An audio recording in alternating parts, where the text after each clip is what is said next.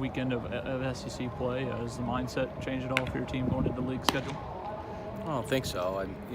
I think with where we are right now, it's just a matter of moving to the next progression of the season, and the next progression of the season is opening of SEC competition, and you've got enough kids that have been around it before that understand what that's about. It's not really turning it up. It's just a matter of really just playing the best baseball you possibly can. And since we're in College Station, then it's just a matter of just getting comfortable in that environment and just playing baseball. Do you keep an eye on the SEC at all, like what other teams are doing, or is that kind of out of sight, out of mind? I think older or more, I've done it. No, not so much. I mean, I think it's try to just stay in your lane and try to control your team as best you possibly can. Get an idea of the scores and so on, but looking in depth at what people are doing, I think it's just taking time and energy away from the things that probably matter most, and that's just really concentrating on the boys. How important is it for you, I guess, in his first innings, he seems like you're getting off some good starts a lot of times. Think about last time as an example. That's a little bit of a theme so far, just through non-conference play. What's been the difference there, I guess, being aggressive early for your team? I just think it's having a good plan as starting pitcher and getting yourself ready to go and understand what he's going to do and staying true to your approach so you can get off a good swing or get off a good at-bat. Just trying to find your way to first base more than anything. And we've been able to do it. We've been able to put 8 or 9 guys together that force pressure on the opponent.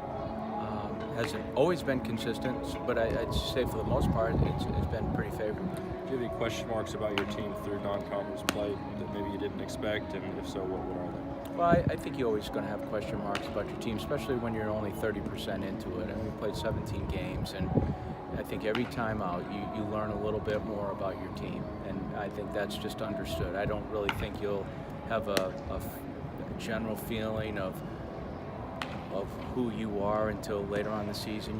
You have to go through some away trips, and you have to go through some tough patches too. You really do. I think that's part of the growing process of every team. But I think we're still trying to develop roles from a pitching staff standpoint.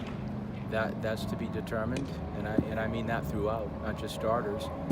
And then I think the right combination of the infield.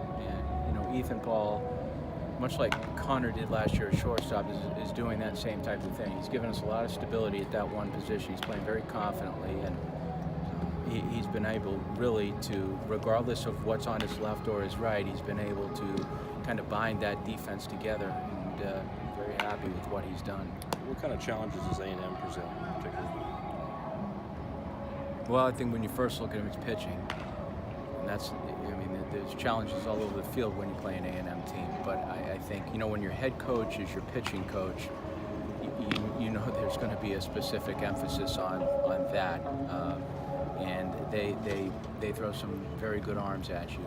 I think the diversity that we have on our pitching staff is matched by them, and maybe more so because of the amount of left-handers that they have. They throw 2 starting left-handers at you and 1 right-handed guy, but out of the bullpen, they've got a host of arms that can do a lot of different things. So I think that's one challenge. And then they do have a lot of returning players, and those returning players have, a couple of them been to Omaha, and they know what a winning culture is all about. So it's just another good program. Do you readjust the mindset at all, going from such a long homestand to back on the road? I don't know if you can do it. I don't know if you can manufacture that. I think it's just more of just trying to help the team understand what we're about to get into right now within not overplaying it, because I think we have a good ball club, but at the same time, even if you have a good ball club, doesn't mean you're going to be successful elsewhere or on the road. So it's just a matter of getting there, settling down, trying to play your best baseball that you can, and it's trying to take Hawkins Field to Bluebell Park. Obviously, starting a conference play this weekend. Yeah. What's the team's kind of mindset going into the league schedule? Confident. We prepared up to this point, and we've played good opponents. We're just going to take it day by day and just see where it goes. I think we're all ready and we're all willing to accept the challenge ahead. So we're excited. And I'm sure you guys sit around and go, this will be a little bit different environment than playing at home. And how much do you talk about that going into a hostile environment? A little bit. You know, we know what's ahead. We know that Texas A&M is a great team. They're a quality opponent, and they have a nice stadium and a nice fan base. So we don't worry about that too much. We're just focused on what we can do and how we can be successful for our team.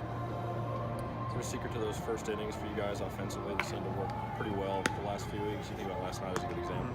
I think it starts with the mentality. Yeah. You don't want to come in too slow in any game, so you want to come out and be prepared from the first pitch. And I think the coaches do a great job for that.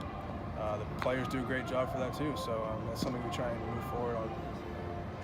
Ethan, for the shortstop position, it seems like the footwork has really been a big plus for you this year. How different is the shortstop footwork from the second base footwork? A little bit. I think that your angles are different. You know, you have to play the ball a little differently. It's a longer throw. And with that being said, I think you just do what you can and you prepare the same way. I try and take pride in playing good defense, so I just try and replicate good behaviors every time I'm out there.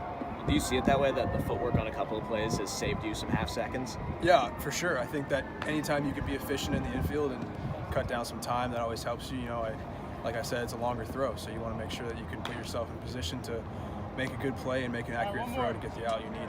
And Coach was just highly complimentary of your defense. How much does that mean to you to hear him compliment you? A lot. On your, I take a lot of pride in defense. You know, you look at guys at the highest level, it's not just about hitting, it's about defense. You got to be able to do both. So I take a lot of pride in it. I work very hard at it, and so it's something that I try and model when I'm out there. You guys have had a lot of losses to quote unquote learn from. But what have you learned in the slip-ups you guys have had? So you know, you learn little things here and there. I think that we're all a very competitive group, and so nobody likes to lose. And I think that the biggest thing you can take away is just how you can improve on small things and small things that will make a difference in the game. You know, we haven't had any huge losses or anything like that, but at the same time, we want to try and maximize our games and get the outcome we want. So I think the biggest takeaway is just knowing which side of the game that you may fall short on and fixing that in the week or the days preparing moving forward.